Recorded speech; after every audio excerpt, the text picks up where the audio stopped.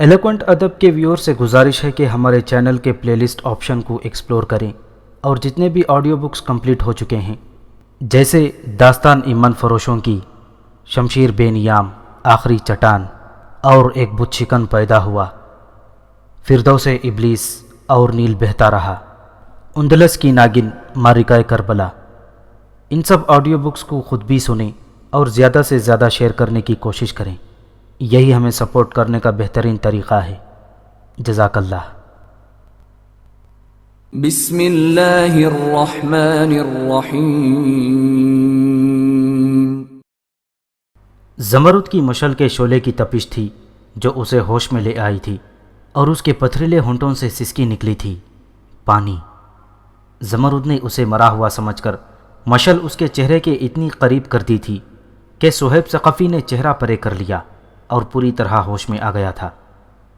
زمرد بارسما کی وہی لڑکی تھی جو ایک فارسی فوجی کی گردن پر تلوار نہیں چلا سکی تھی، اور یہ کام صہیب ثقفی نے اپنی تلوار سے کر دیا تھا۔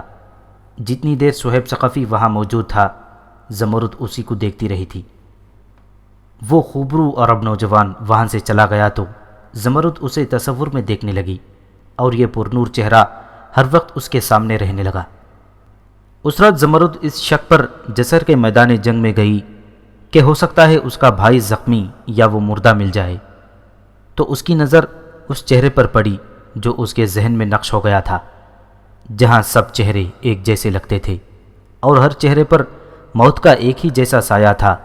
وہاں دو چار قدم دور سے کسی چہرے کو پہچاننا ممکن نہ تھا، لیکن زمرد نے صہیب ثقفی کو پہچان لیا تھا۔ صہیب ثقفی کے جسم میں پانی گیا تو اس کے ہوش ٹھکانے آ گئے اور اس کی آنکھیں کھل گئیں۔ کون ہو تم؟ صہیب ثقفی نے زمرد سے پوچھا۔ تم عربی نہیں ہو؟ عربی نہیں ہوں، لیکن عربی بول سکتی ہوں، زمرد نے کہا۔ بارسما کی رہنے والی ہوں۔ تمہیں جانتی ہوں۔ کیسے؟ صہیب ثقفی نے کہا۔ میں تمہیں نہیں جانتا۔ زمرد نے اسے وہ واقعہ یاد دلا دیا۔ تم مجھے بہت یاد آتے رہے ہو، زمرد نے کہا۔ تم نے اس شیطان کی گردن کاٹ کر میرے سر پر ہاتھ رکھا اور کہا تھا کہ ہم تمہاری عزت کے محافظ ہیں۔ ہم تو سمجھتے تھے کہ ہماری فوج ہماری عزت کی محافظ ہے، لیکن ہمارے محافظوں نے ہماری عزتیں لوٹ لیں۔ یہ وقت باتوں کا تو نہیں، مجھے بتاؤ میں تمہیں کس طرح بچا سکتی ہوں۔ میں تمہیں یہاں نہیں پڑا رہنے دوں گی۔ مجھے میرے لشکر تک پہنچا دو، صہیب ثقفی نے کہا، لیکن یہ کام تم نہیں کر سکو گی۔ میں تمہیں بارسما لے جاؤں گی، زمرد نے کہا، اپنے گھر رکھوں گی۔ کسی فارسی فوجی نے دیکھ لیا تو وہ میرے ساتھ تمہیں بھی قتل کر دے گا، صہیب ثقفی نے کہا۔ تم جاؤ، مجھے میرے حال پر چھوڑ دو، میں کچھ دیر کا مہمان ہوں، میری آنکھیں صبح کا سورج نہیں دیکھ سکیں گی، میں مرتے وقت تمہیں کسی مصیبت میں ڈالنا نہیں چاہتا۔ لڑکی فوراً اٹھی اور یہ کہہ کر چلی گئی، آتی ہوں۔ وہ ایک گھوڑے پر سوار جلدی ہی آ گئی، کود کر اتری اور صہیب ثقفی کو اٹھانے کی کوشش کرنے لگی۔ ہمت کرو اور اٹھو، اس نے کہا۔ ایک بار گھوڑے پر سوار ہو جاؤ، لیکن بہت جلدی، یہ میرے چچا کا گھوڑا ہے، وہ یہیں کہیں گھومتا پھرتا ہوگا، اس نے دیکھ لیا تو بنا بنایا کام بگڑ جائے گا۔ زمرد نے صہیب ثقفی کو اٹھا کر اس طرح سہارا دیا کہ اس کا وزن اپنے جسم پر ڈال لیا۔ گھوڑا قریب ہی کھڑا تھا۔ بڑی مشکل سے زمرد نے صہیب ثقفی کا پاؤں رکاب میں رکھا اور اس کے جسم کو اپنے کندھوں اور پیٹھ پر ڈال کر اسے گھوڑے پر سوار کرایا۔ صہیب ثقفی کے لیے گھوڑے کی پیٹھ پر سنبھل کر بیٹھنا محال ہو رہا تھا۔ میں راستے میں ہی گر پڑوں گا، اس نے زمرد سے کہا۔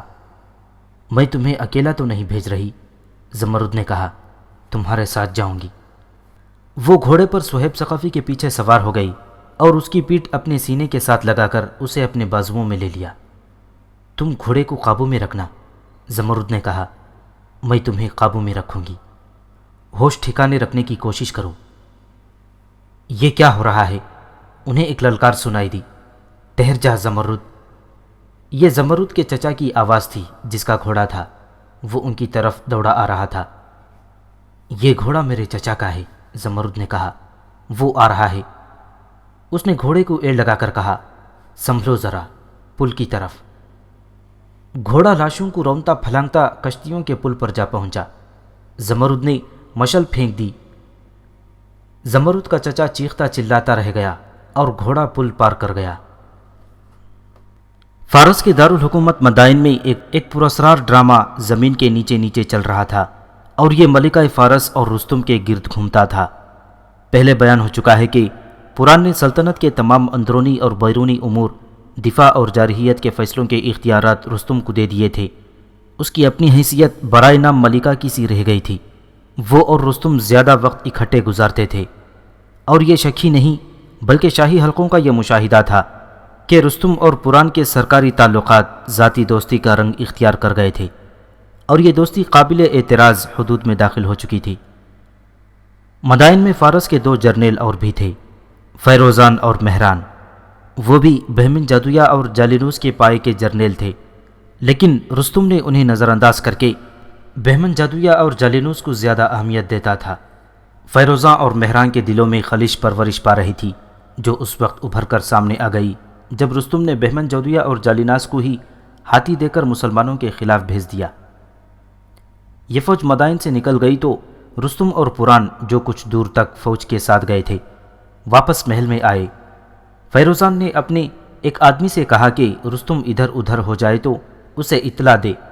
کچھ ہی دیر بعد اسے اطلاع مل گئی کہ رستم چلا گیا ہے۔ فیروزان بغیر اطلاع پران کے کمرے میں چلا گیا۔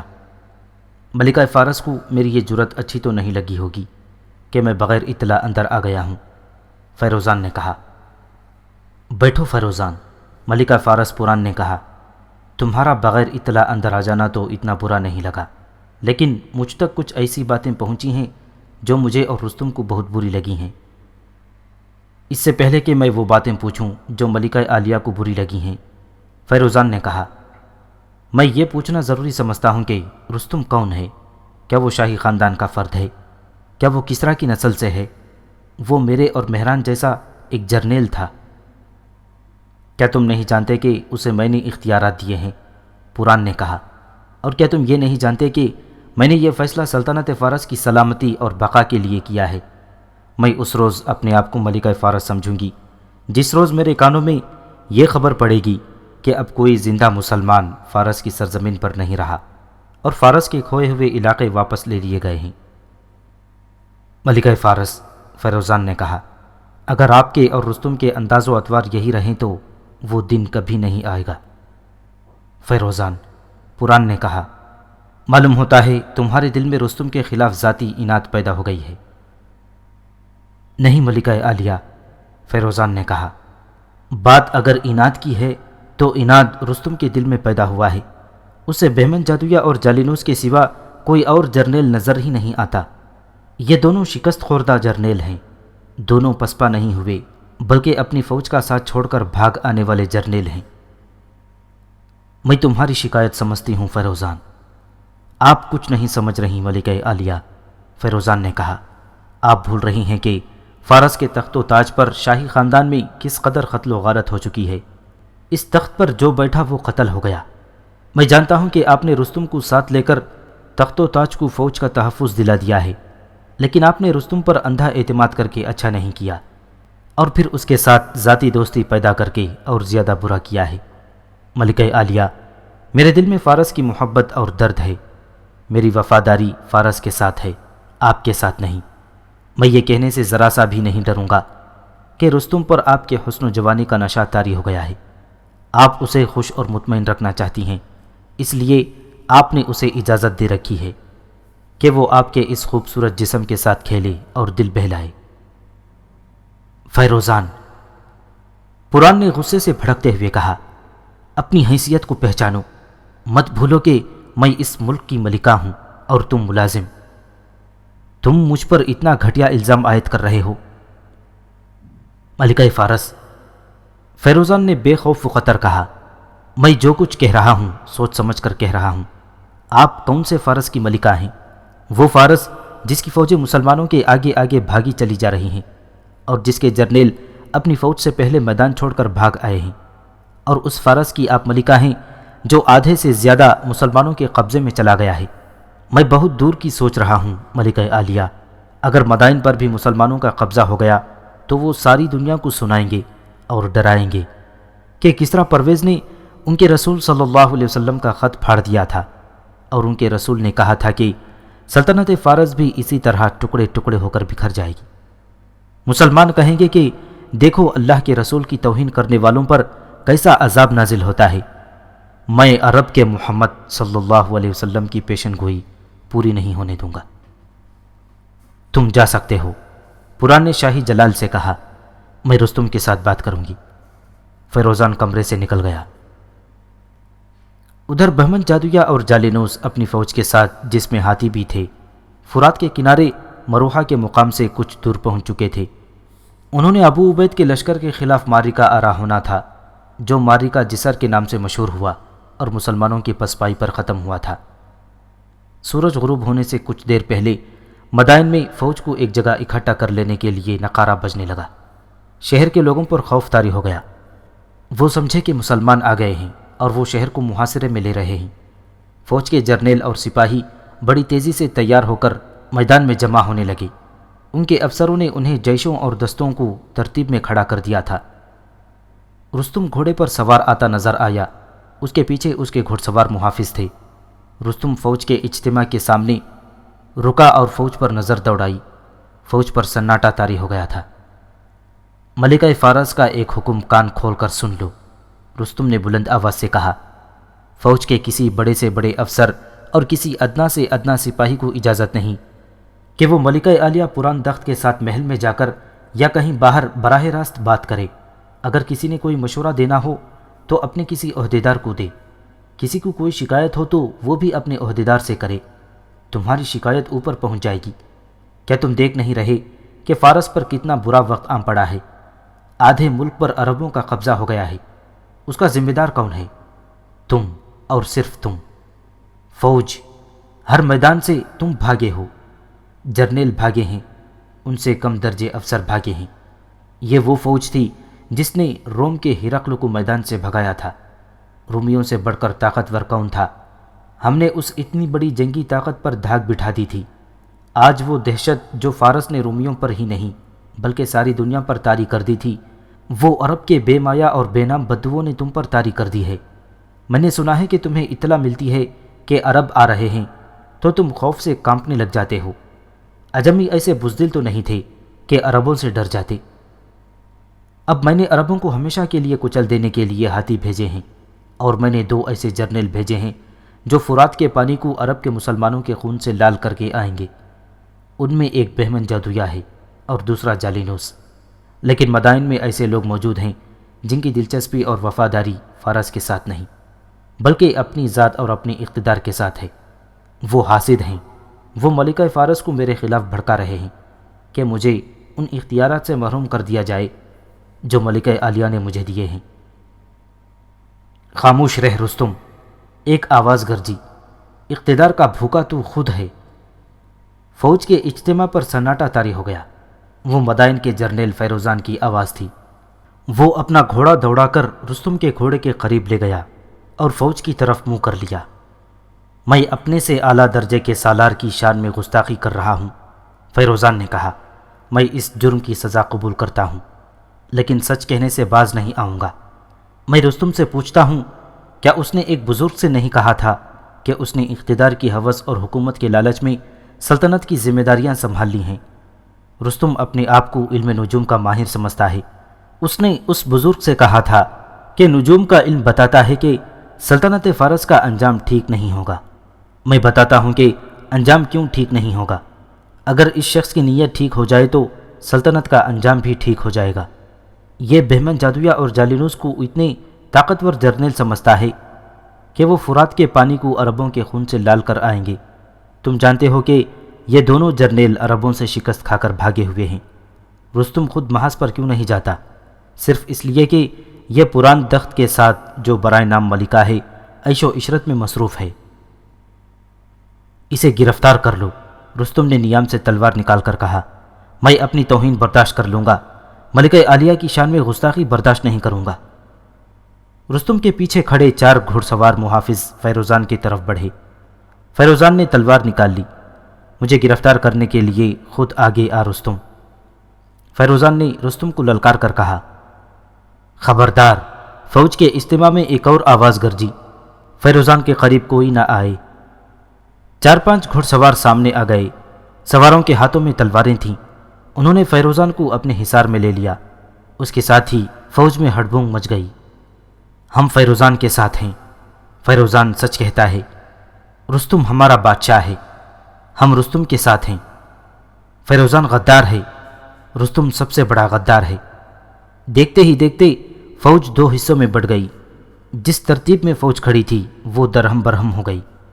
صورتحال خانہ جنگی والی پیدا ہو رہی تھی۔ رستم کو اپنی زندگی کا سب سے بڑا دھچکا لگا۔ اسے اس کے مخبر یہ تو بتاتے رہتے تھے کہ فوج اور شہری انتظامیہ کے حکام میں اس کے خلاف ایک لہر چل رہی ہے، مگر اسے یہ معلوم نہیں تھا کہ آدھی فوج اس سے باغی ہے۔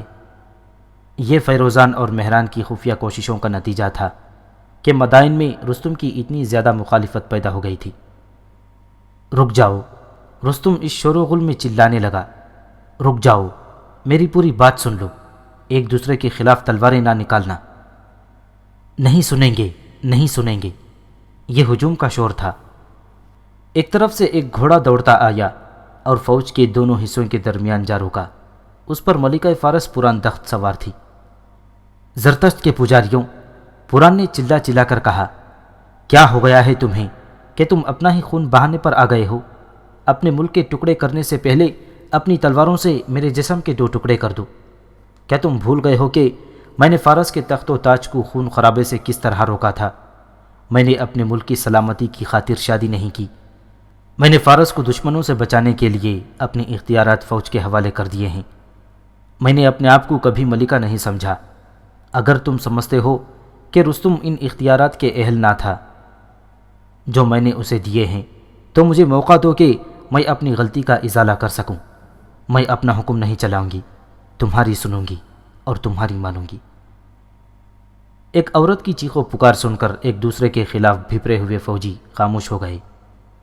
ان کے افسروں نے بھی انہیں پرامن رہنے کو کہا۔ اپنے اصل دشمن کو پہچانو، پوران کہہ رہی تھی۔ اپنے بھائیوں کے دشمن سمجھ کر تم مسلمانوں کی غلامی میں جانے کے سوا کچھ اور حاصل نہیں کر سکو گے۔ تم مسلمانوں کو بلا رہے ہو کہ وہ مدائن پر بھی قبضہ کر لیں اور تمہاری کنواری بیٹیوں اور بہنوں کو لونڈیاں بنا کر لے جائیں۔ تم جو اتنی شان سے اتنی خوبصورت اور توانا گھوڑوں پر سوار ہو، عرب کے شہروں کی گلیوں میں بھیک مانگتے پھرو گے۔ تمہیں معلوم ہے کہ بہمن جادویا اور جالینوس فوج لے کر مروحہ گئے ہوئے ہیں، انہیں ہاتھی بھی دیے گئے ہیں۔ مجھے پوری امید ہے کہ وہ عربی مسلمانوں کو کچل اور مسل کر واپس آ جائیں گے اور تمہاری ساری شکایتیں ختم ہو جائیں گی۔ اس لڑائی کے نتیجے کا انتظار کرو۔ یہ دونوں جرنیل واپس آ جائیں گے تو پھر میں تمام جرنیلوں کو اکٹھا بٹھا کر ایسے فیصلے پر پہنچ جاؤں گی جس سے تم سب بہترین فیصلہ کہو گے۔ پرسکون اور پرامن رہو اور اپنے اپنے ٹھکانے پر چلے جاؤ۔ فوج کی اجتماع گاہ خالی ہو گئی۔ فیروزان اور مہران بھی چلے گئے۔ رستم اور پوران وہیں رہ گئے، یا ان کے گھڑ سوار محافظ تھے جو ان سے کچھ دور کھڑے تھے۔ مشکل یہ ہے کہ ہم جنگی حالات میں سے گزر رہے ہیں، رستم نے کہا۔ اگر حالات معمول پر ہوتے تو میں فیروزان اور مہران کو زندہ نہ چھوڑتا۔ رستم نے سر کو جھٹک کر پوران کی طرف دیکھا اور بولا، اب میں تم سے دور رہوں گا پوران، شدید ضرورت کے تحت آیا کروں گا۔ مجھے توقع نہیں تھی کہ ہمارے حالات اتنے زیادہ بگڑ جائیں گے، پوران نے کہا۔ اسے اپنا ذاتی مسئلہ نہ بنا لینا رستم۔ فارس کی بنیادیں ہل چکی تھیں اور کسریٰ کے ایوانوں کی دیواروں میں دراڑیں صاف نظر آ رہی تھیں۔ پوران اور رستم ذہن سے اتار چکے تھے کہ کسریٰ پرویز نے رسول اکرم صلی اللہ علیہ وسلم کے خط کو بہت سے ٹکڑوں میں پھاڑ کر انہیں ایک پھونک سے اڑا دیا تھا۔ رسول اللہ صلی اللہ علیہ وسلم کو اطلاع ملی تو آپ صلی اللہ علیہ وسلم نے فرمایا تھا کہ سلطنت فارس اسی طرح ٹکڑے ٹکڑے ہو کر بکھر جائے گی۔ کسریٰ نے صرف یہی گستاخانہ حرکت نہیں کی تھی، وہ توہین رسالت کا یوں مرتکب ہوا تھا کہ اس نے اپنے ایک گورنر کو حکم بھیجا کہ محمد صلی اللہ علیہ وسلم کو گرفتار کر کے میرے دربار میں پیش کرو۔ رسول اللہ صلی اللہ علیہ وسلم نے اپنا کوئی پیغام نہیں بھیجا تھا، وہ تو اللہ کا پیغام تھا جو اس تک پہنچایا گیا تھا کہ قبول کرو کہ اللہ وحدہ لا شریک ہے اور اس کے سوا کوئی معبود نہیں، اور محمد اللہ کے رسول ہیں۔ رسالت اور حق کے پیغام کی جو توہین کسریٰ پرویز نے بھرے دربار میں کی تھی، اس کی سزا اسے فوراً ہی ملنی شروع ہو گئی تھی۔ اس کے خاندان میں قتل و غارت شروع ہو گئی تھی اور نوبت خانہ جنگی تک پہنچ چکی تھی۔ جس وقت فیروزان اور رستم آمنے سامنے آ گئے تھے اور فوج دو دھڑوں میں بڑھ گئی اور دونوں نے ایک دوسرے کے خلاف تلواریں نکال کر، اس وقت ایک گھوڑ سوار مدائن سے نکلا اور مروحہ کی طرف رخ کر کے اس نے گھوڑے کو ایڑ لگا دی۔ وہ بہمن جادویہ کا مخبر تھا، جسے بہمن جادویہ یہ کام سونپ گیا تھا کہ مدائن سے کوئی اہم خبر ہے تو اسے فوراً اطلاع دے دی جائے۔ بہمن جادویہ سے پہلے ہی جالینوس کہہ رہا تھا کہ فوج دو حصوں میں بڑھتی جا رہی ہے۔ بہمن جادویہ کا یہ مخبر اس دن اور اس وقت اس کے پاس پہنچا جب فارس کی فوج مسلمانوں کو بہت بری شکست دے چکی تھی اور مثنہ بن حارثہ اپنے بچے کچے مجاہدین کو کشتیوں کے پل سے دریا پار کروا رہے تھے۔ پہلے بیان ہو چکا ہے کہ مثنہ بن حارثہ نے چند ایک مجاہدین کو ساتھ لے کر کس طرح فارس کی فوج کو روکے رکھا اور مجاہدین پل تک پہنچتے اور دوسرے کنارے کی طرف دوڑتے رہتے۔ وہ ایک بہت بڑے خطرے کے آگے دوڑ رہے تھے۔ خطرہ یہ تھا کہ فارسی تعاقب میں آئیں گے۔ میدان ان کے ہاتھ تھا، ان کے پاس نفری بھی زیادہ تھی، ان کا تعاقب میں آنا یقینی امر تھا۔ وہ جانتے تھے کہ مسلمانوں کا اس قدر زیادہ نقصان ہو چکا ہے کہ اب وہ بھاگنے کے سوا کچھ بھی نہیں کر سکتے۔ فارسی ان 3000 مجاہدین کے پیچھے آ کر انہیں ختم کر سکتے تھے۔ مثنہ بن حارثہ اسی خطرے سے نکلنے کی کوشش کر رہے تھے۔ اللہ نے ان پر یہ کرم کیا کہ مدائن سے جو گھڑ سوار نکلا تھا وہ اس وقت جسن کے میدان جنگ میں پہنچا جب بہمن جادویہ اپنے افسروں کو حکم دے رہا تھا کہ عربوں کا تعاقب کیا جائے اور کسی ایک کو بھی زندہ نہ چھوڑا جائے، انہیں پل توڑنے کی مہلت نہ دی جائے۔ مدائن کا سوار ان کے سامنے جا رکا اور گھوڑے سے کود کر اترا۔ تمہارا چہرہ بتا رہا ہے کہ تم کوئی اچھی خبر نہیں لائے، بہمن جادویہ نے کہا۔ یقیناً اچھی نہیں، سوار نے ہانپتے ہوئے کہا اور بڑی تیزی سے بولتے ہوئے اسے سنایا کہ مدائن میں کیا ہوا ہے۔ بہمن جادویہ اور جالینوس کے چہروں کے رنگ اڑ گئے۔ معلوم نہیں اب تک وہاں کیا ہو چکا ہوگا، سوار نے کہا۔ میں فوج کو دو حصوں میں بٹا ہوا اور ایک دوسرے کو للکارتا ہوا چھوڑ آیا ہوں۔ سردار رستم اور سردار فیروزان نے ایک دوسرے کے خلاف تلواریں نکال لی تھیں۔ پہلے بیان ہو چکا ہے کہ بہمن جادویہ اور جالینوس فوج کے زیادہ تر دستے اپنے ساتھ مدائن لے گئے اور کچھ دستے اپنے ایک جرنیل جابان کو دے گئے۔ جابان مجاہدین کے تعاقب میں گیا اور الیس کے مقام پر مثنہ بن حارثہ کے 3000 تھکے ماندے مجاہدین نے ایک بھی فارسی کو زندہ نہ چھوڑا اور جابان پکڑا گیا۔ مثنہ بن حارثہ کے حکم سے اسے قتل کر دیا گیا۔ بہمن جادویہ اور جالینوس اپنے دستوں کے ساتھ انتہائی رفتار سے مدائن پہنچے۔ انہوں نے کہیں بھی رکے بغیر یہ مسافت آدھے وقت میں طے کی تھی۔ انہیں مخبر نے جو اطلاع دی تھی اس کے مطابق شہر میں خانہ جنگی ہونی چاہیے تھی، لیکن شہر میں داخل ہو کر انہیں اطمینان ہوا کہ امن و امان ہے۔ انہوں نے فوج کو فارغ کر دیا اور خود رستم کے پاس چلے گئے۔ فیروزان اور مہران کو بھی بلا لیا اور سب پران دخت کے ہاں گئے۔ ہم نے فرات کے کناروں پر عربوں کو جس طرح کاٹا ہے وہ جا کر دیکھیں، بہمن جادویہ نے سب کو بتایا۔ ان کے لشکر کا بمشکل تیسرا حصہ بچ کر بھاگا ہے۔ اگر ہمیں مدائن کی اطلاع نہ ملتی تو ہم ان بھاگنے والوں کو بھی وہیں رکھتے۔ ذرا غور کرو اور پھر شرم کرو کہ ہم مسلمانوں کو اتنی زبردست شکست دے رہے ہیں اور تم لوگ یہاں ایک دوسرے کو تلواریں نکال کر للکار رہے ہو۔ مسلمانوں کی پسپائی شروع ہو چکی ہے، اب ہم انہیں ہر جگہ سے بھگا دیں گے، انہیں کاٹیں گے۔ اگر تم نے آپس میں لڑنا شروع کر دیا تو مدائن بھی مسلمانوں کو دے بیٹھو گے۔ چونکہ بہمن جادویہ نے مسلمانوں کی شکست کی خوشخبری پہلے ہی سنا دی تھی، اس لیے فضا میں جو تلخی اور کدورت تھی وہ بہت ہی کم ہو گئی۔ ملکہ فارس رستم اور دوسرے جرنیلوں کی کانوں میں پہلی بار یہ آواز پڑی تھی کہ مسلمانوں کو کسی میدان میں شکست دی گئی ہے۔ کچھ دیر جرنیلوں میں بحث مباحثہ ہوا۔ مورخ لکھتے ہیں کہ پوران چونکہ محب وطن تھی، اس لیے ملکہ کی حیثیت سے اس نے اپنا کوئی فیصلہ نہ ٹھونسا۔ اس نے تمام فیصلے جرنیلوں پر چھوڑ دیے۔ مشہور مورخ طبری اور ابو حنیفہ نے لکھا ہے کہ فارس کے جرنیل فیروزان اور مہران کو یہ شکایت تھی کہ ملکہ پوران نے رستم کو اپنے تمام اختیارات دے کر بادشاہ کا درجہ دے دیا ہے۔ اس شکایت کو یوں رفع کیا گیا کہ سلطنت فارس کو دو حصوں میں تقسیم کر دیا گیا۔ ایک کے اختیارات فیروزان کو اور دوسرے کے رستم کو دے دیے گئے تھے۔ میں تمہیں یقین دلاتی ہوں، پران نے کہا، کہ مجھے اس سے کوئی دلچسپی نہیں کہ میں ملکہ رہتی ہوں یا نہیں، یا میرے پاس شاہی احکام جاری کرنے کے اختیارات رہتے ہیں یا نہیں۔ مجھے فارس چاہیے، مجھے وہ فارس چاہیے جس نے روم کے ہرقل کو شکست دی تھی اور جس فارس کی جنگی طاقت سے ہر ملک خائف تھا۔ 2-3 مورخوں نے لکھا ہے کہ رستم اور فیروزان نے سلطنت فارس آپس میں تقسیم کر لی تھی، جس سے یہ تاثر ملتا ہے جیسے پران کو معزول کر دیا گیا تھا، لیکن مستند تاریخوں میں ہمیں پران بدستور ملکہ نظر آتی ہے۔ البتہ ایسے اشارے اور سراغ ملتے ہیں جن سے پتہ چلتا ہے کہ ملکہ کے جرنیلوں نے بظاہر سمجھوتا کر لیا تھا، لیکن درپردہ ان میں اختلافات موجود رہے، اور یہی وجہ ہوئی کہ وہ فوری طور پر مسلمانوں کے خلاف جنگی تیاری نہ کر سکے۔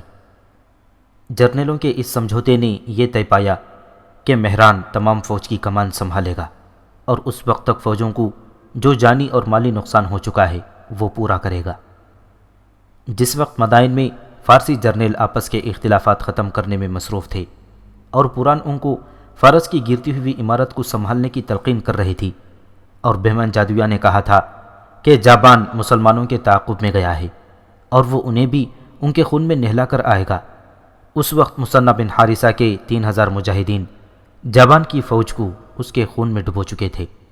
نہ جابان رہا، نہ جابان کا کوئی سپاہی رہا۔ اس معرکے کے بعد مثنہ بن حارثہ الیس کے قلعے میں چلے گئے۔ ان کے مجاہدین کی جسمانی حالت بہت بری ہو چکی تھی، وہ تو اب قدم گھسیٹ رہے تھے، یہ ان کی روحانی قوت تھی کہ وہ چل پھر رہے تھے۔ مثنہ نے انہیں قلعے میں اکٹھا کیا۔ میرے عزیز رفیقوں، مثنہ نے مجاہدین سے خطاب کیا، میں جانتا ہوں تم کس حال میں ہو، میں جانتا ہوں تم کیا محسوس کر رہے ہو۔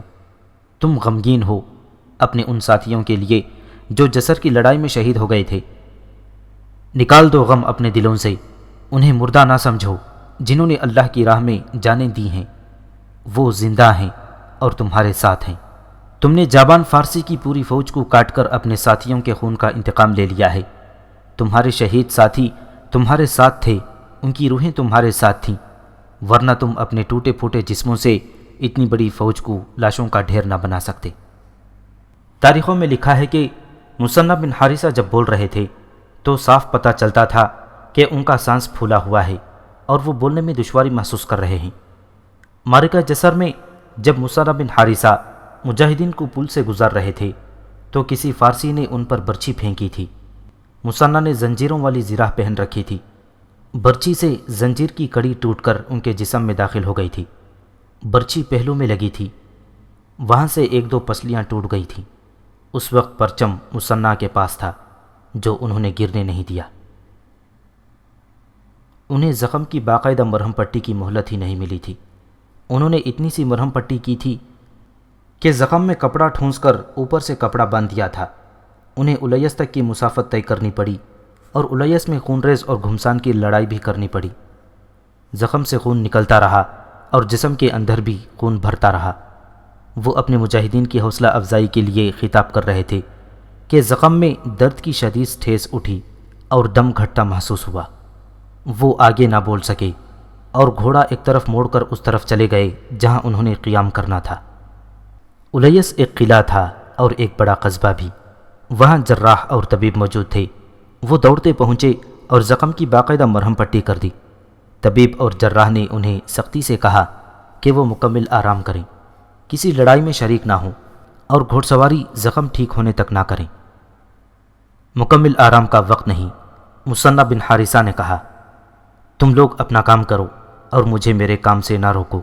تمہارا کام ہے میرے زخم کو ٹھیک کرنا اور میرا کام ہے زخم کی پرواہ نہ کرنا۔ میں اللہ کے حکم کا پابند ہوں۔ انہیں بہت کہا گیا کہ زخم خراب ہو گیا تو پیپ پھیپڑے میں چلی جائے گی، لیکن مثنہ نے ایک نہ سنی۔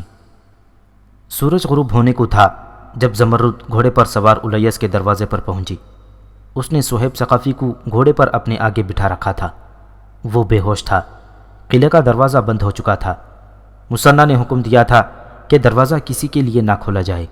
دروازے کے اوپر ایک دریچہ کھلا تھا جس میں ایک سنتری کھڑا تھا۔ اس نے زمرد سے پوچھا کہ وہ کون ہے اور کیوں آئی ہے۔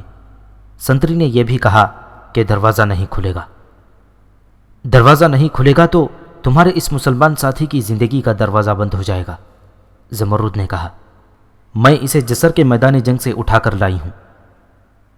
تم مسلمان نہیں ہو، سنتری نے کہا، تمہارے لیے دروازہ نہیں کھلے گا۔ میرے لیے نہیں، زمرد نے کہا، اپنے اس ساتھی، اس بھائی کے لیے دروازہ کھول دو، ورنہ یہ مر جائے گا۔ تم اجمی ہو، دریچے سے آواز آئی۔ یہ عربی ہے، اجمی نہیں، زمرد نے کہا۔ یہ صہیب ابن القدر ثقفی ہے، میں عورت ہو کر اسے جسر کے میدان جنگ سے اٹھا لائی ہوں، اور تم مرد ہوتے ہوئے مجھ سے ڈرتے ہو اور دروازہ نہیں کھولتے۔ میں اس کی خاطر اپنا گھر، اپنے ماں باپ، بھائی بہن اور اپنا مذہب چھوڑ کر آئی ہوں۔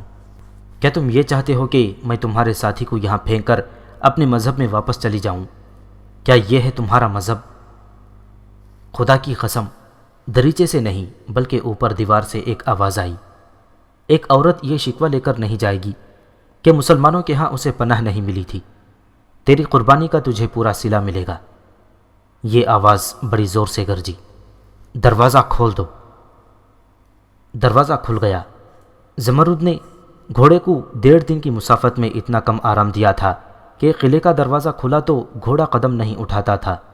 صہیب ثقفی تو بے ہوش تھا ہی، زمرد پر بھی غشی طاری ہوئی جا رہی تھی۔ راستے میں اس نے صہیب ثقفی کے منہ میں پانی ٹپکایا اور خود بھی پانی پیا تھا۔ کھایا یا پیا کچھ بھی نہیں تھا۔ ایک آدمی نے باگ پکڑ کر کھینچی تو گھوڑا آگے چلا گیا۔ کچھ مجاہدین اکٹھے ہو گئے تھے۔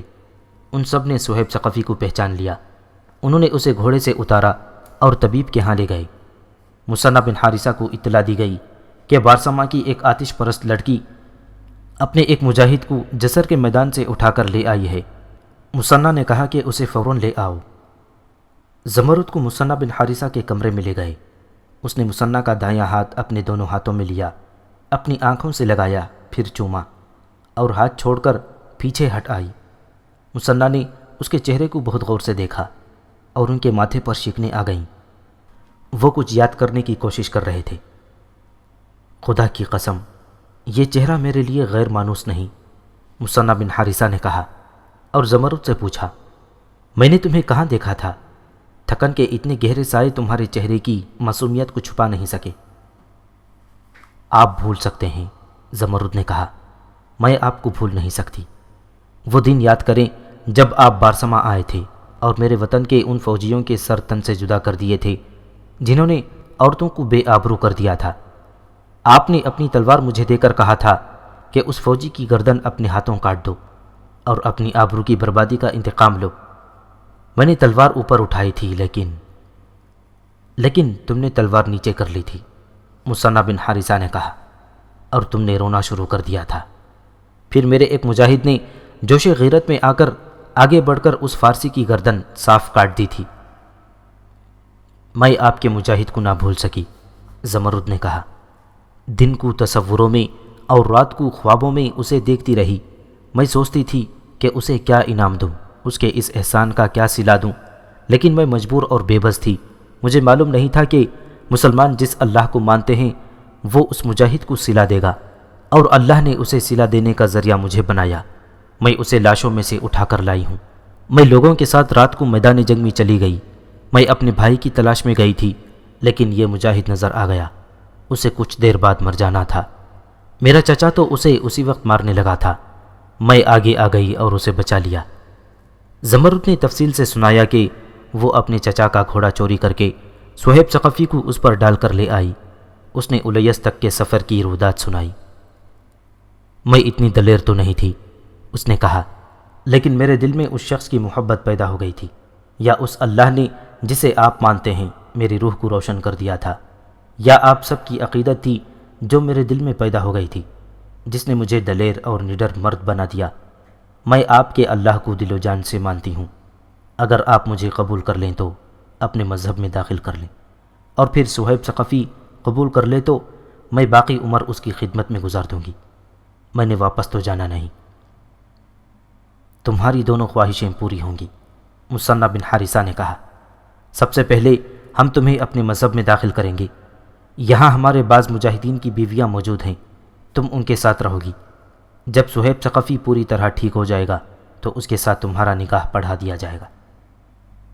مثنى بن حارثہ نے اسی وقت اسے حلقہ بگوش اسلام کر لیا اور حکم دیا کہ اسے عورتوں کے حوالے کر دیا جائے اور اسے کھانا کھلایا جائے۔ زمرد کے جانے کے بعد مثنى اٹھے اور صہیب کو دیکھنے چلے گئے۔ جراح نے صہیب ثقفی کے زخموں کی مرہم پٹی کر دی تھی اور طبیب اس کے منہ میں شہد ملا دودھ ڈال رہا تھا۔ وہ عبداللہ بن زید تھا جو جسر کی لڑائی سے نکل کر مدینہ پہنچا، اور وہ پہلا شخص تھا جس نے مسلمان لشکر کی تباہی اور پسپائی کی تفصیل امیر المؤمنین حضرت عمر رضی اللہ تعالیٰ عنہ کو سنائی تھی۔ حضرت عمر نے یہ روح فرسا تفصیل مسجد کے دروازے میں کھڑے کھڑے سنی تھی۔ خدا کی قسم، حضرت عمر نے کہا تھا، میں نے ابو عبید کو صحابیوں پر سپہ سالار مقرر کر کے غلطی تو نہیں کی تھی۔ محمد حسین ہیکل مختلف مورخوں کے حوالوں سے لکھتا ہے کہ عبداللہ بن زید خلیفہ کے عتاب سے کانپ کر اور بے قابو ہو کر رو رہا تھا۔ خلیفہ حضرت عمر رضی اللہ تعالیٰ عنہ نے اس کی طرف دیکھا تو ان کے چہرے پر غصے، پریشانی اور اضطراب کا جو ملا جلا تاثر تھا وہ یکسر غائب ہو گیا، اور اس مبارک چہرے پر جلالی تاثر آ گیا۔ ابن زید حضرت عمر رضی اللہ تعالیٰ عنہ نے عبداللہ سے یہ الفاظ کہے جو تاریخ میں محفوظ ہیں، مت رو، تو میرے پاس آ گیا ہے، تیرا ذمہ دار میں ہوں، اللہ ابو عبید پر رحم فرمائے، اگر وہ بھی میرے پاس آ جاتا تو میں اس کا ذمہ دار ہوتا۔ امیر المؤمنین حضرت عمر رضی اللہ تعالیٰ عنہ کا مطلب یہ تھا کہ معرکہ جہاد میں کسی سالار یا سپاہی سے کوئی غلطی سرزد نہیں ہوئی تو اس کا ذمہ دار میں ہوں، اور اللہ کے حضور اس کی لغزش کا جواب میں ہی دوں گا۔ امیر المؤمنین عبداللہ بن زید نے حوصلے میں آ کر کہا، میں اکیلا بھاگ کر نہیں آیا، سینکڑوں آدمی بھاگے چلے آ رہے تھے، لیکن وہ شرم و ندامت سے مدینے میں داخل نہیں ہوں گے۔ اللہ ان کی شرم و ندامت قبول فرمائے۔ امیر المؤمنین نے مسجد میں بیٹھے ہوئے لوگوں سے کہا، سب سن لو اور باہر جا کر ہر کسی سے کہہ دو کہ جو مجاہدین محاذ سے بھاگ آئے ہیں ان کا استقبال کرو اور ان سے طنز و ملامت کی گفتگو نہ کرو، اللہ بخشنے والا مہربان ہے، تم اللہ کے بندے ہو۔ ابو حنیفہ دینوری اور طبری نے مدینہ کے رہنے والے ایک مجاہد معاذ قاری کا واقعہ لکھا ہے۔ یہ مجاہد بنی نجار سے تعلق رکھتا تھا، وہ بھی عبداللہ بن زید کی طرح سیدھا حضرت عمر رضی اللہ تعالیٰ عنہ کے پاس پہنچ گیا اور وہ بھی بہت رویا۔ حضرت عمر نے اسے بھی انہی الفاظ میں حوصلہ دیا جن الفاظ میں عبداللہ بن زید کو دیا تھا۔ ان مورخوں نے لکھا ہے کہ اسی روز یا اگلے روز مغرب یا عشاء کی نماز میں حضرت عمر رضی اللہ تعالیٰ عنہ نے سورہ انفال پڑھی۔ جب یہ آیت پڑھی جا رہی تھی، اور آج کے دن جو میدان جنگ میں پیٹھ پھیرے گا سوائے اس کے کہ وہ جنگی مصلحت کے لیے پیچھے ہٹے تو اس پر اللہ کا غضب نازل ہوگا اور اس کا ٹھکانہ دوزخ ہوگا جو بہت برا ٹھکانہ ہے۔ تو نماز میں ہی معاذ قاری ایسا روئے کہ ان کی ہچکیاں نکلنے لگیں۔ یہ آیت غزوہ بدر کے وقت نازل ہوئی تھی۔ معاذ مت رو۔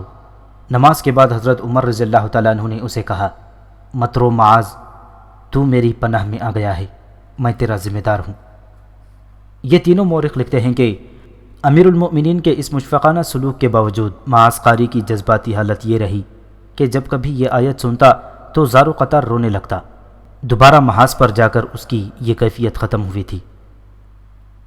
فاروق اعظم میں محمد حسین ہیکل نے لکھا ہے کہ جسر کی لڑائی میں سے جو مسلمان بھاگ کر مدینہ اور اپنے گھروں میں آ گئے تھے ان کی تعداد 2000 تھی۔ کچھ مورخوں نے تعداد لکھی ہی نہیں، اور جنہوں نے لکھی ہے انہوں نے سینکڑوں لکھی ہے۔ اس طرح بھاگ آنے والوں کی تعداد کا صحیح تعین نہیں کیا جا سکتا۔ بہرحال یہ تعداد کچھ کم بھی نہیں تھی۔ مبصر لکھتے ہیں کہ حضرت ابوبکر صدیق رضی اللہ تعالیٰ عنہ نے حضرت عمر کو خلیفہ مقرر کیا تھا، تو کئی ایک سرداروں نے حضرت عمر کی مخالفت میں یہ دلیل دی تھی کہ عمر سخت مزاج اور غصیلا ہے اور کسی کو معاف نہیں کرتا۔ حضرت عمر نے خلافت کی ذمہ داریاں سنبھالتے ہی اپنے خلاف سب کے شکوک رفع کر دیے تھے اور مخالفین مطمئن ہو گئے تھے، لیکن معرکہ جسر سے بھاگ آنے والوں کے ساتھ حضرت عمر نے جو مشفقانہ رویہ اختیار کیا اس نے ان کے دشمنوں کے بھی دل موہ لیے۔ سب کو یہ توقع تھی کہ امیر المؤمنین ان بھگوڑوں کو اگر درے نہیں مروائیں گے تو ان پر اپنا عتاب نازل کریں گے اور انہیں لعنت و ملامت کا نشانہ بنائیں گے، لیکن حضرت عمر کی زبان سے یہی الفاظ نکلتے تھے، ان کا ذمہ دار میں ہوں، یہ دوبارہ محاذ پر جائیں گے۔ اور وہ جو محاذ سے بھاگ آئے اور اپنے ان 3000 ساتھیوں کا ساتھ چھوڑ آئے تھے جو مثنہ بن حارثہ کے ساتھ تھے، وہ کس حال میں تھے؟ ان کی جذباتی کیفیت کیا تھی؟ مستند مورخوں نے اس سوال کا بڑا واضح جواب دیا ہے۔ ایک مثال ابو شداد کی ہے جس کا تعلق بنو تمیم سے ہے۔ وہ مدینہ سے کچھ دور چھوٹے سے ایک گاؤں کا رہنے والا تھا۔ اس قبیلے کے چند ایک ہی آدمی عراق کے محاذ پر گئے تھے، جن میں ادھیڑ عمر ابو شداد بھی تھا۔ اس کا ایک ہی بیٹا تھا جس کی عمر 16-17 سال تھی، اس سے چھوٹی 3-4 بیٹیاں تھیں۔ میں تیرے بیٹے کو تیرے لیے زندہ رکھوں گا، ابو شداد نے اپنی بیوی سے کہا تھا۔ میں نہ رہا تو تیرے اور تیری بیٹیوں کے سر پر اس بیٹے کا ہاتھ ہوگا، اس پر جہاد کا جو فرض عائد ہوتا ہے وہ میں ادا کروں گا۔ اکلوتے بیٹے کا میرے بعد زندہ رہنا ضروری ہے۔ یہ کہہ کر وہ اس لشکر کے ساتھ عراق کے محاذ پر چلا گیا تھا جو ابو عبید کے ساتھ گیا تھا۔ معرکہ جسر کے بہت دنوں بعد ایک رات ابو شداد کے دروازے پر دستک ہوئی۔ اس کے ساتھ گھوڑا ہنہنایا۔ ابو شداد کی بیوی جاگ اٹھی اور بیٹے کو جھنجھوڑ کر جگاتے ہوئے کہا، دیکھ تیرا باپ آیا ہے، میں نے گھوڑے کی آواز بھی سنی ہے۔ ماں بیٹا دوڑے گئے اور دروازہ کھولا۔ باہر ابو شداد گھوڑے سے اتر کھڑا تھا۔ بیٹا باپ سے لپٹ گیا لیکن فوراً پیچھے ہٹ گیا۔ خون، بیٹے نے کہا، کیا یہ خون آپ کا ہے یا دشمن کا خون آپ کے کپڑوں پر پڑا ہوا ہے؟ بیٹے نے باپ کے گھوڑے کی باک پکڑتے ہوئے کہا، اندر آ جائیں، میں گھوڑا باندھتا ہوں۔ آپ خاموش کیوں ہیں؟ ابو شداد کی بیوی نے اس سے پوچھا، کیا آپ بہت زیادہ زخمی ہیں؟ نہیں، ابو شداد نے کہا، جسم کا زخم معمولی ہے، روح کا زخم گہرا ہے۔ میں اندر نہیں آؤں گا، میری بات سن بیٹے، میں عراق کے محاذ سے شکست کھا کر آیا ہوں۔ وہ لڑائی بہت ہی ظالم تھی، شاید ہی کوئی مسلمان زندہ رہا ہو، زندہ مجھ جیسے رہے جو بھاگ آئے ہیں، لیکن راستے میں اس احساس نے میرا گلا دبا لیا ہے کہ باقی مارے گئے ہیں تو مجھے بھی ان کے ساتھ مر جانا چاہیے تھا۔ پھر راستے میں مجھے اپنے کچھ ساتھی مل گئے جو میری طرح بھاگ کر آ رہے تھے، میری ہی طرح محاذ سے دور آ کر انہیں شرمندگی کا احساس ہونے لگا۔ ان سب نے بتایا کہ وہ اپنے گھروں میں داخل نہیں ہوں گے، ورنہ گھر کا ہر فرد انہیں شکست خوردہ بھگوڑا کہے گا۔ اندر آؤ، بیوی نے ابو شداد کا بازو پکڑ کر کہا، تمہیں کوئی تانا نہیں دے گا۔ میں دن کے وقت یہاں آ سکتا تھا، ابو شداد نے کہا، لیکن رات کے اندھیرے میں آیا ہوں تاکہ تم میرا چہرہ نہ دیکھ سکو۔ میں اپنے بیٹے کے ساتھ ایک بات کرنے آیا ہوں، اچھی طرح سن لے بیٹا۔ میں کہیں منہ چھپا کر زندہ رہنے کی کوشش کروں گا، اگر زندہ رہا تو اپنی شکست کا انتقام لے کر آؤں گا۔